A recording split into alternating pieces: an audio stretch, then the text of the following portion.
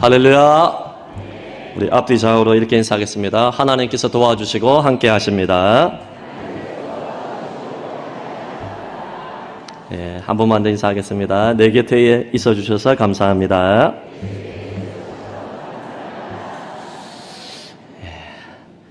마지막 세 번째 인사는 한번 조금 이따 하겠습니다. 제가 요즘에 집회를 좀 가면서 여러 다양한 교회에 중소형 교회와 또 중대형 교회도 다 가면서 느낀 게 뭐냐면, 부흥하는 교회와 하나님의 은혜가 넘치는 교회는 말씀 듣는 태도가 다르다는 것입니다. 눈빛이 살아있습니다. 아멘으로 우렁차게 화답합니다. 한 명도 이렇게 교만하게 한번 해봐라, 설교 잘하는지 한번 보자, 이런 사람이 한 사람도 없어요. 우리 교회가 그런 교회가 되기를 예수님 이름으로 축복합니다. 말씀 들을 때 사람의 말로 받지 않고 하나님의 말씀으로 받으니, 데살로니가전서 말씀처럼 하나님께서 주의 종을 통하여서 말씀을 주신다는데 겸허한 마음으로 받아야지, 우리가 담임 목사가 나이가 많든지 적든지 전도사인지 누구든지 말씀을 전하는 것은 하나님의 대리인으로서, 하나님의 종으로서 말씀을 전하는 것입니다. 그래서 말씀 받을 때 여러분의 태도가 겸손해질 수 있기를 예수님 이름으로 축복합니다. 교만한 자를 대적하시고 겸손한 자에게 은혜를 베푸신다 했는데, 우리 중직자들과 연세 많으신 분들과 어린 나이 3세대 모두가 말씀 들을 때는요, 눈빛이 살아있어야 되고 한 말씀이라도 스펀지같이 받으려는 겸손한 교회가 될 수 있기를 축복합니다. 우리 마지막으로 인사하겠습니다. 금요 성령 집회 때 뵙겠습니다. 제가 어느 교회에 금요 성령 집회 가보니까 연세가 80 이상 되신 중직자들과 어른들도 많이 나와요. 그리고 거리가 1시간 거리인데도, 왕복 2시간인데도 금요 성령 집회 때 많이 나오더라고요. 기도도 열심히 하더라고요. 그래서 거리의 문제가 아니라 마음의 문제라고 생각을 합니다. 중직자들과 성도들은 100% 의무 참석이에요. 기쁜 마음으로 참석을 해요. 목사님, 거리가 멀어서, 나는 나이가 있어서, 나는 연약해서, 아닙니다. 금요 성령 집회 때 모두 나와서 기도의 불이, 여호와의 불이 이곳에 임하기를 예수님 이름으로 축복합니다. 오늘 설교 제목 한번 띄워주시겠습니까? 시작. 여호와가 나의 목자시면 충분합니다. 여러분, 설교 제목처럼 사십니까? 진짜 충분하십니까? 아쉬운 게 많이 있잖아요. 부족한 게 많이 있잖아요. 그런데 오늘 다윗은 여호와가 나의 목자가 되면 충분하다, 부족함이 없다고 이야기를 하고 있습니다. 성경에서 가장 평화롭고 목가적인 시들이라면 시편 23편이에요. 불신자들도 시편 23편을 암송하는 것을 많이 봤습니다. 마음이 불안할 때 이 시편을 암송하면 평안함이 임한다는 것이죠. 저희 부모님과 모든 모교회 우리 성도님들도 시편 23편 말씀은 다 암송을 하면서 이 말씀을 그냥 가까이 하고 이 말씀이 힘이 되는 경우들이 많이 있습니다. 그냥 23편을 읽기만 해도 그 광경이 떠올라지지 않습니까? 푸른 불밭과 쉴만한 물가와 하나님께서 지팡이와 막대기로 목자가 되셔서 우리를 인도하시고 사망의 음침한 골짜기를 다닐지라도 우리를 건져내 주시는 그러한 목자의 아름다운 사랑이, 그 목자와 양의 그러한 이 관계가 잘 나타나 있습니다. 제가 수도권에서 사역을 할 때 어린이날에 아비 노릇을 좀 하려고 이렇게 분당에서 강원도 평창에 양떼 목장으로 출발을 했습니다. 우리나라에 양떼 목장들이 많이 없는데 그 당시에 한 10년도 더 되었는데요. 양떼 목장을 출발을 하는데 오전 여러분 6시 30분에 일어나서 출발을 했습니다. 그런데 어찌된 일인지 여러분 6시 반에 출발을 해서 보통 강원도 평창까지 2시간 안에 도착을 하게 되는데 그때 오후 3시 반에 도착을 했습니다. 무려 9시간 동안 이렇게 걸려서 도착을 하고 마지막에 한 30분 정도만 이렇게 양떼들을 볼 수가 있었는데요. 제가 촌에서 올라가가지고 이 빨간 날에는 그렇게 여러분 6시 반이나 7시 출발하면 차가 막힌지 몰랐습니다. 새벽에 한 5시에 일어나야지 이 차가 이제 뚫리게 되는 것이죠. 그렇게 고생을 해서 가서 30분밖에 못 봤어요. 그런데도 여러분 30분 동안에 양떼 목장의 그 전경을 보면서 크나큰 감동을 받았습니다. 양떼들이 말 그대로 푸른 풀밭 쉴만한 물가로 목자의 인도를 받고 그렇게 지도자의 인도를 받으면서 이렇게 쉼을 누리는 것을 보면서 저는 시편 23편 말씀이 떠올랐습니다. 여러분 시편 23편에서 나타나는 우리 하나님 아버지는, 우리의 아빠 아버지는 목자입니다.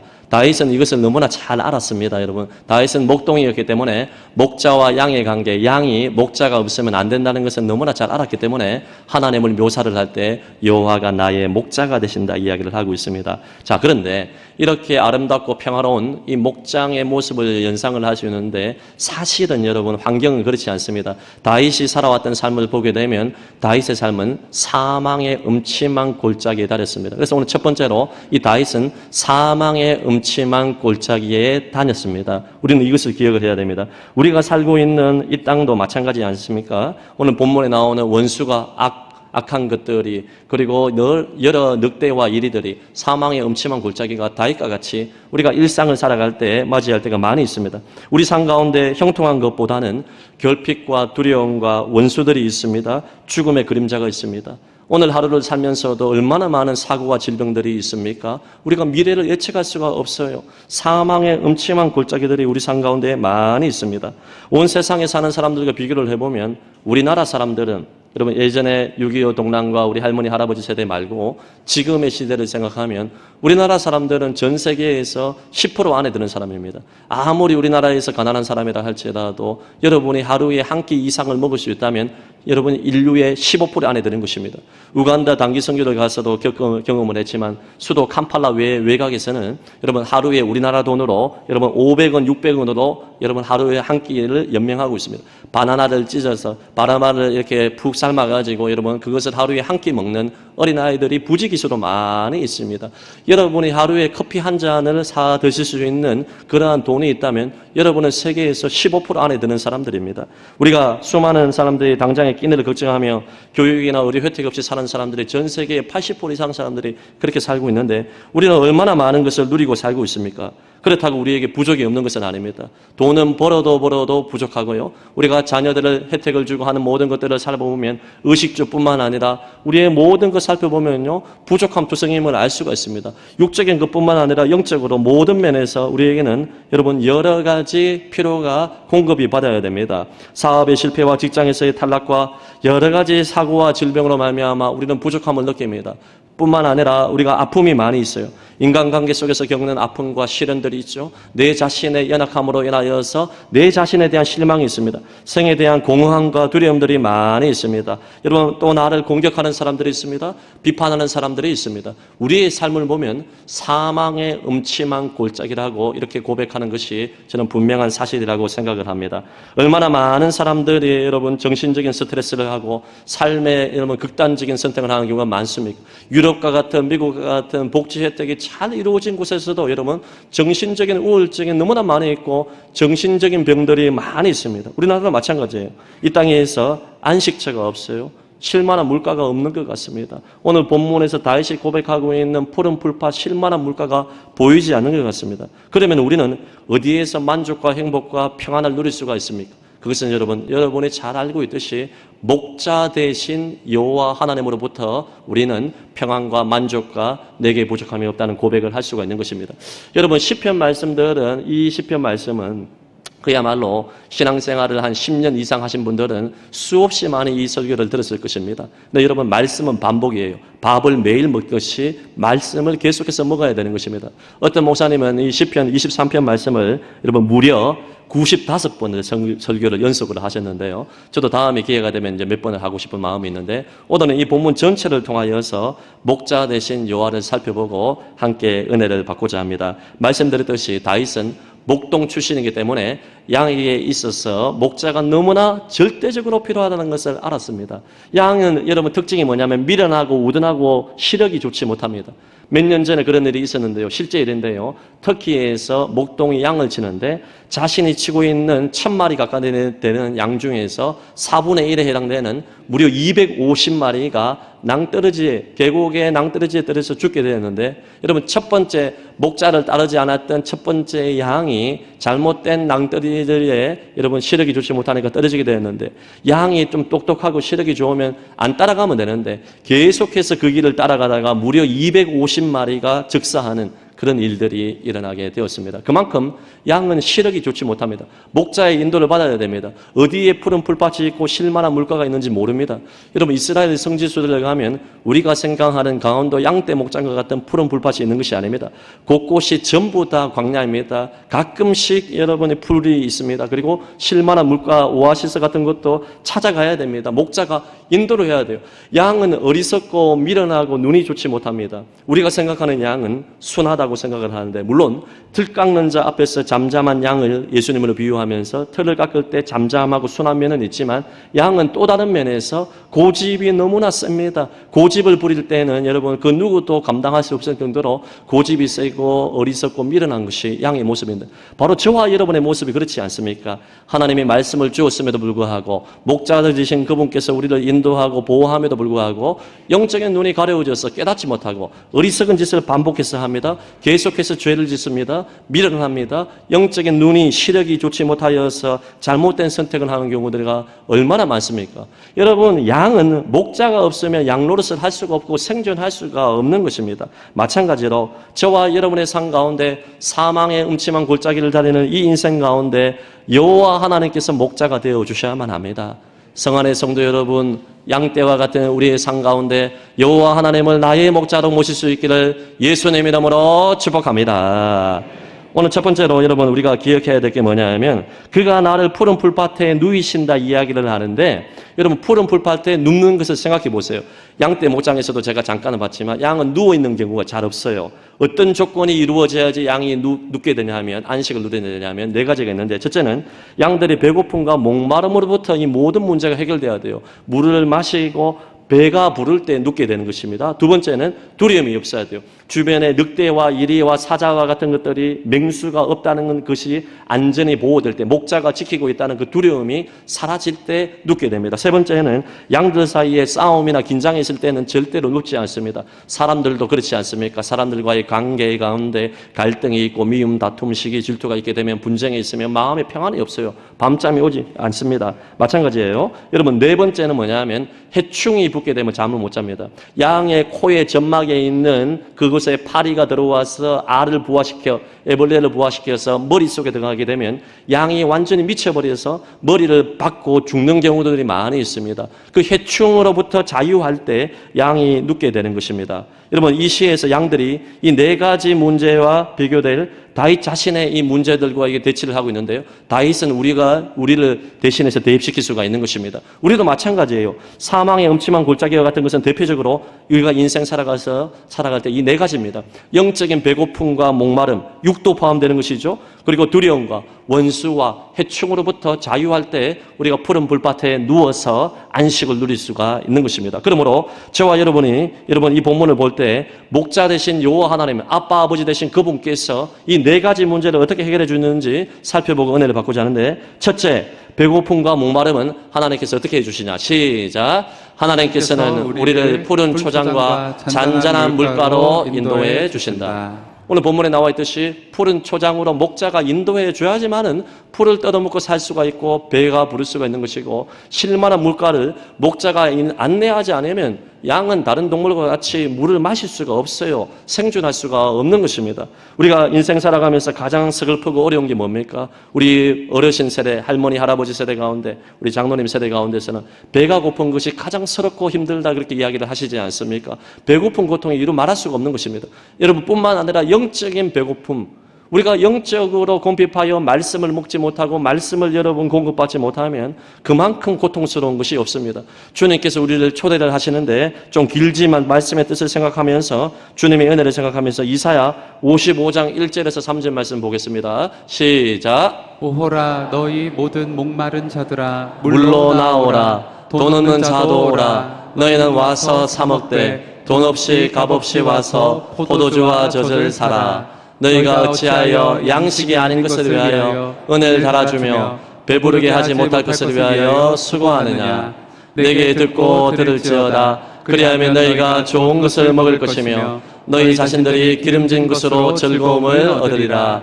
너희는 귀를 기울이고 내게로 나와 들으라. 그리하면 너희의 영혼이 살리라. 내가 너희를 위하여 영원한 언약을 맺으리니 곧 다윗에게 허락한 확실한 은혜이니라. 아멘. 아멘.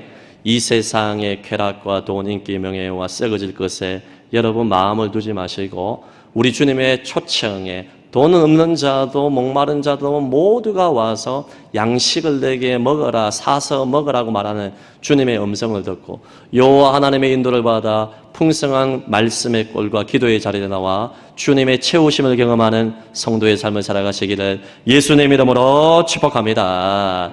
오늘 두 번째로 주님께서는 두려움을 어떻게 해결해 주시냐면 우리 두 번째 한번 되짚어볼까요? 시작. 하나님께서는 우리를 모든 두려움의 골짜기에서 이끌어 주십니다. 말씀드렸듯이 이스라엘의 광야는 양을 먹일 때 목동들이 여러분 골짜기가 많고 그리고 낭떠러지가 있고 푸른 풀밭이 잘 없습니다. 우리가 생각하는 그런 푸른 풀밭이 아니에요.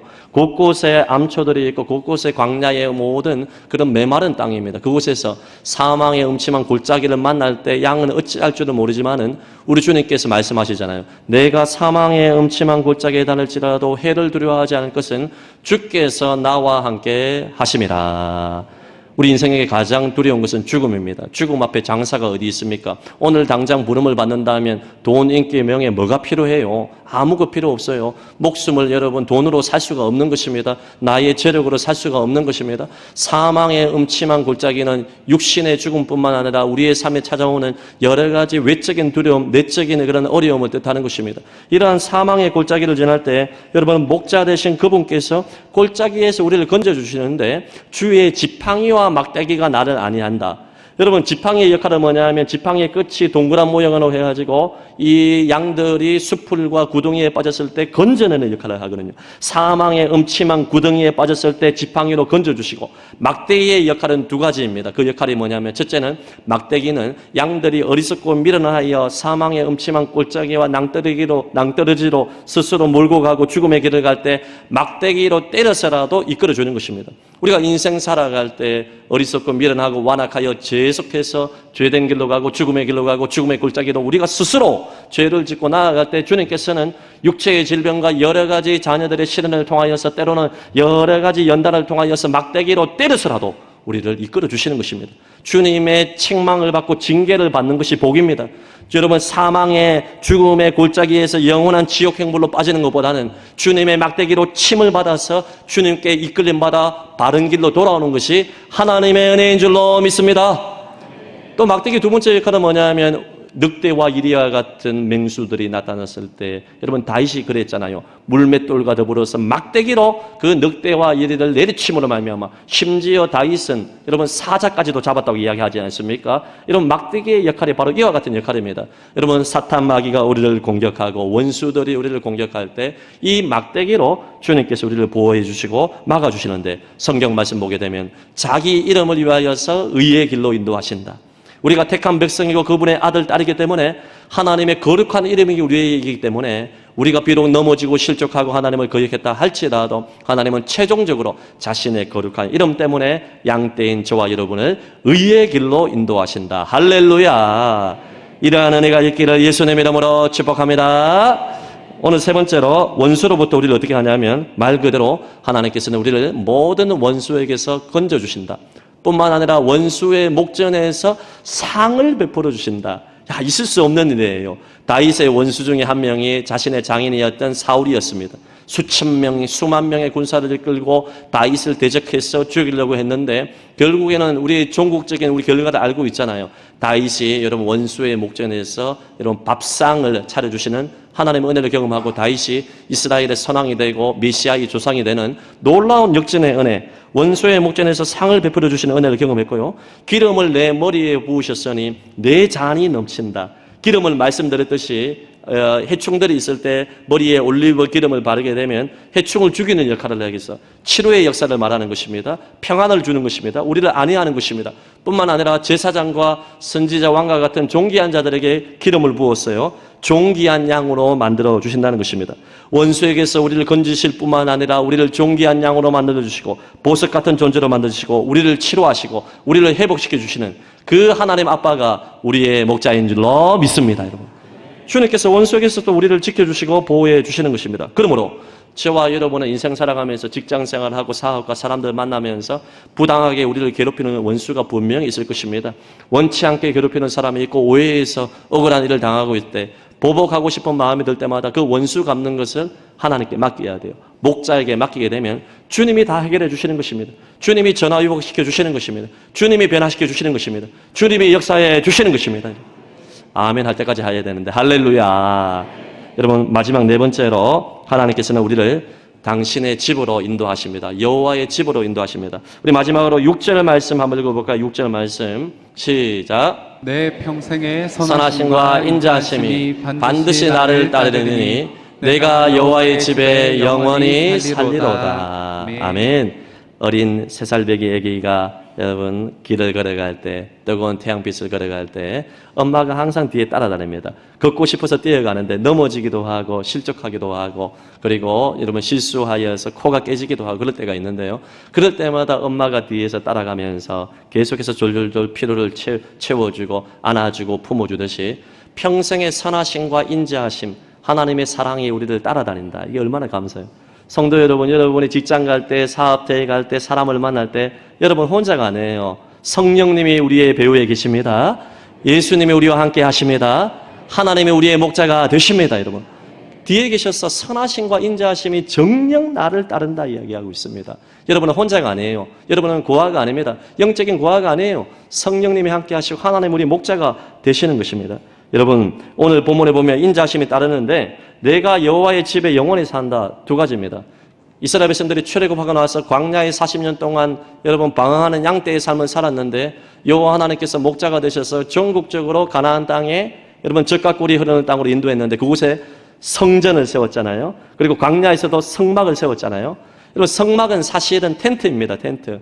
여호와의 집으로 부르는 성막은 텐트인데 그 아무런 보호받기에는 좀 약하지 않습니까? 텐트에 바람이 불고 태풍이 불게 되면 사라지게 되는데도 왜 여호와의 집에 영원히 살리로다 이 텐트와 같은 곳을 여러분 이렇게 하나님께서 보존하시냐 하면 여러분 이 텐트에 불과한 그곳의 성막에 하나님이 임재하시고 그곳에서 죄를 사하시고 불기둥과 구름기둥으로 보호하시고 만나와 메추라기로 하나님 먹여주시는 그 핵심이 성막에 있기 때문에 그런 것입니다. 그러므로 겉은 초라해 보이는 초막과 같고 텐트와 같은 곳이라 할지라도 그곳에서 여호와 하나님이 목자가 되셔서 여호와의 집에 주님께서 우리를 보호하시고 지키시고 안위하신다. 할렐루야. 고대 근동에서 여러분 강야에 사막 같은 곳에 어떤 사람이 여러분 지나가는 행인들을 천막으로 텐트로 받아들였다는 것은 단순히 음식과 잠자리를 제공하는 그 정도가 아니라 주인이 이 모든 방황하는 사람의 이 손님의 안위를 책임진다는 그러한 이제 설명들이 있습니다. 그래서 외부로부터 늑대와 이리로부터 외부의 악한 자로부터 주인이 여러분 딱 칼과 창을 들고 지키는 보호해주는 역할을 한다는 것입니다. 마찬가지예요. 여호와 하나님의 집에 들어가면 오늘날의 시대에 여호와의 집은 어디에 있습니까? 교회입니다. 교회. 예수 피로 구원받은 성도들의 모임, 우리 성안교회, 지역교회, 여호와의 집, 하나님이 함께 계시는 줄로 믿습니다. 우리는 여호와의 집에 있는 것을 즐거워해야 됩니다. 그리고 여호와의 집을 사모해야 되는 것입니다. 여러분 그리고 두 번째로 여호와의 집은 영원한 새 하늘과 새 땅입니다. 우리는 육신의 죽음 이후에 여러분 천국에 입성하여 새 하늘과 새 땅, 아픔과 슬픔과 사망이나 죽음이 없는 그곳에서 여호와의 집에서 영생 복락을 누릴 줄로 믿습니다. 여러분 여호와의 집에 영원히 살리로다. 이 은혜를 받으면 우리가 이 땅에서 뭐가 더 여러분 바랄 것이 있겠습니까? 여호와의 집에서 영원히 살면서 새하늘과 새 땅에서 예수님과 영생 복락을 누리고 목자 되신 성부 하나님과 동행을 한다면 이보다 더 큰 은혜가 어디에 있겠습니까? 여러분 여호와의 집을 사모하는 교우들이 되시기를 예수님 이름으로 축복합니다. 오늘 말씀의 결론을 맺으면서 그렇다면 이 하나님을 다윗과 같이 따라하겠습니다. 나의 목자 되신 여호와, 나의 목자 되신 여호와, 하나님을 우리가 여러분 모시고 있는 부모님의 하나님, 부모님의 목자, 할머니의 목자, 우리의 자식들의 목자, 여기에 그치면 안 돼요. 신앙의 전통에 너무나 중요하지만 여호와 하나님은 나의 하나님으로 모셔야 됩니다. 나의 하나님으로 모시면서 푸른 풀밭 말씀에 끌어나가 그분으로부터 내가 음식을 공급받고 영적인 능력을 여러분 공급받고 그분과 함께 기도함으로 말미암아 그분의 처소에 들어가 여호와의 집에 나와 깊이 기도함으로 말미암아 하나님을 경험해야 됩니다. 하나님이 나의 하나님이시구나, 나의 목자시구나. 이것은 말씀의 꼴과 기도 외에는 경험할 길이 없는 것입니다. 다른 게 없어요, 여러분. 사람의 위로도 중요하고 사람의 도움도 중요하지만 한계가 있습니다. 하지만 하나님은 나의 하나님으로 경험하는 것, 나의 하나님으로 기도를 통하여서 경험하는 것, 나의 하나님으로 말씀의 꼴을 직접 먹음으로 말미암아 경험하는 나의 하나님이 되는 것이 너무나 중요합니다. 성도 여러분, 하나님을 얼마나 목자로 모시고 있습니까? 일주일을 살면서도 여러분 기도 한 시간 없이, 말씀 읽는 이런 시간도 없이 여러분 살아간다면 하나님을 목자로 모시는 게 아닙니다.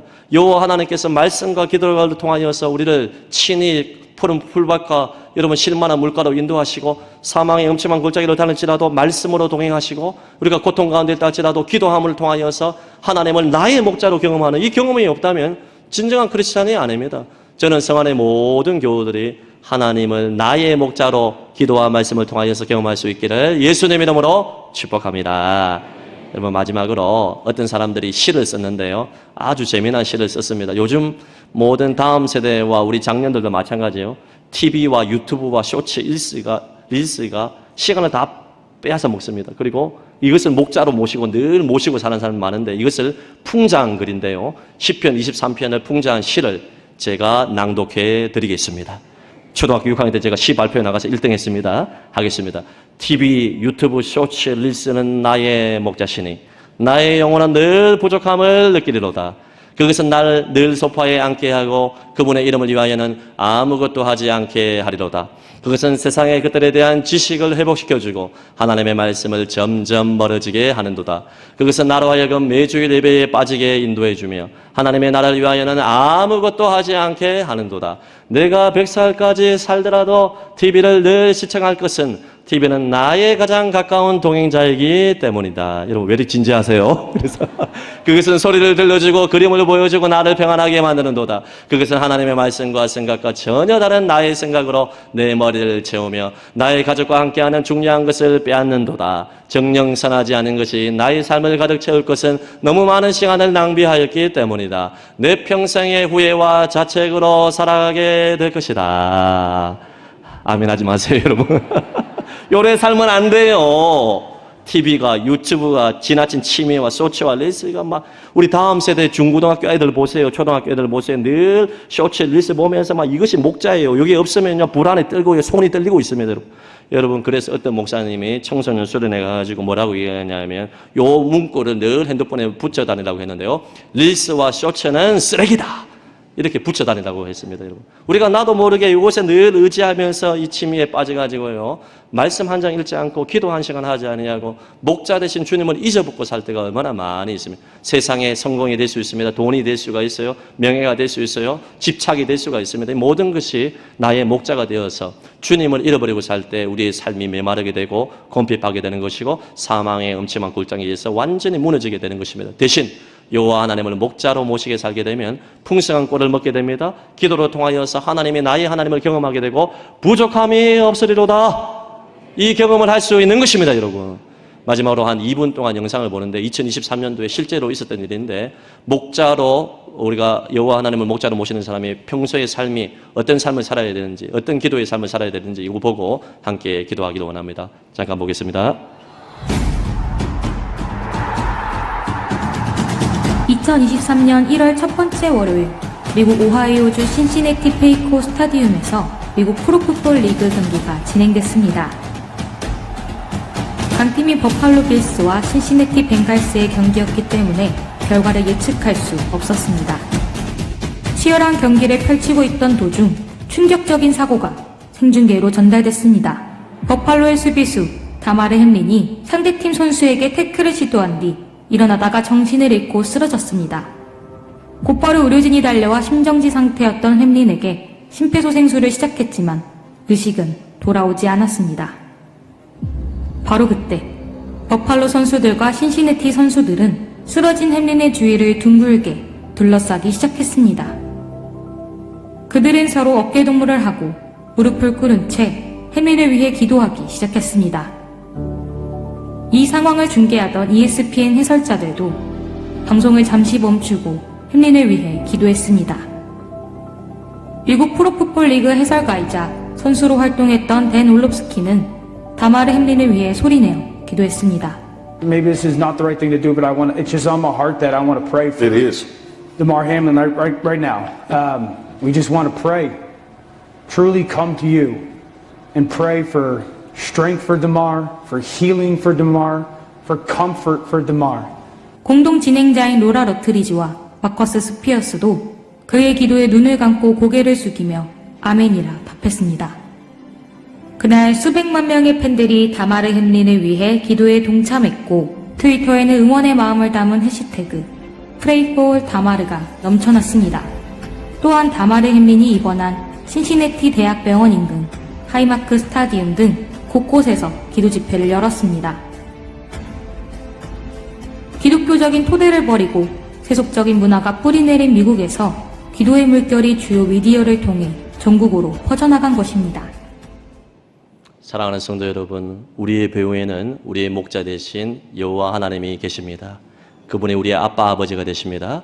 그분이 우리의 목자가 되시면 내게 부족함이 없으리로다. 이 고백이 저와 여러분의 고백이 될 줄로 믿습니다. 우리 앞뒤 좌우로 마지막으로 인사하고 우리 기도했으면 좋겠습니다.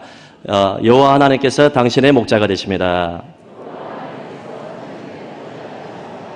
네, 감사합니다. 우리 들은 말씀 기억하며 우리 찬송하겠습니다. 여호와 나의 목자.